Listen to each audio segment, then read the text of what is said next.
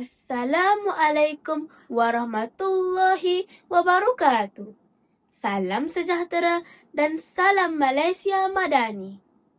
Yang berusaha Tuan Pengerusi Majlis Barisan Hakim yang arif lagi bijaksana, guru-guru serta rakan-rakan yang saya hormati. Bulat air kerana pembetung, bulat manusia kerana muafakat. Peribahasa ini mengingatkan kita bahawa perpaduan ialah kunci kekuatan negara. Bagi rakyat Malaysia, perpaduan dipandu oleh rukun negara yang diisytiharkan pada 31 Ogos 1970 selepas peristiwa hitam 13 Mei 1969. Hari ini, saya akan menghuraikan 3 prinsip penting, iaitu kesetiaan kepada raja dan negara, keluhuran perlembagaan dan kedaulatan undang-undang. Hadirin yang dihormati, prinsip pertama ialah kesetiaan kepada raja dan negara.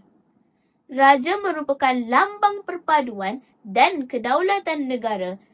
Sebagai rakyat Malaysia, kita hendaklah menghormati institusi diraja, mencintai tanah air dan sentiasa mengutamakan kepentingan negara.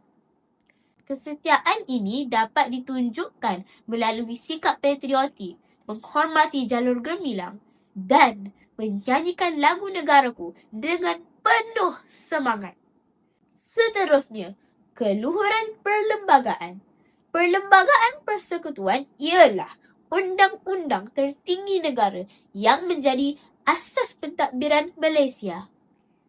Perlembagaan menjamin hak rakyat serta memastikan keharmonian masyarakat yang berbilang kaum. Perlembagaan menjamin hak rakyat serta memastikan keharmonian masyarakat berbilang kaum terus terpelihara. Oleh itu, setiap rakyat perlu menghormati dan mematuhi perlembagaan demi keamanan negara. Prinsip ketiga ialah kedaulatan undang-undang. Undang-undang menjamin keadilan dan keamanan kepada semua. Tiada sesiapa yang terkecuali daripada undang-undang. Sebagai pelajar, kita boleh mengamalkan prinsip ini dengan mematuhi peraturan sekolah, berdisiplin dan menghormati hak orang lain.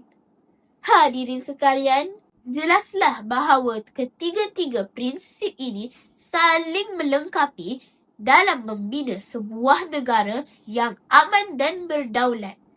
Jika kita menghayati kesetiaan kepada raja dan negara, keluhuran perlembagaan serta kedaulatan undang-undang, nescaya Malaysia akan terus kekal bersatu, aman dan dihormati. Marilah kita bukan sekadar menghafal rukun negara, tetapi mengamalkannya dalam kehidupan seharian demi masa depan Malaysia yang lebih gemilang. Sekian, terima kasih.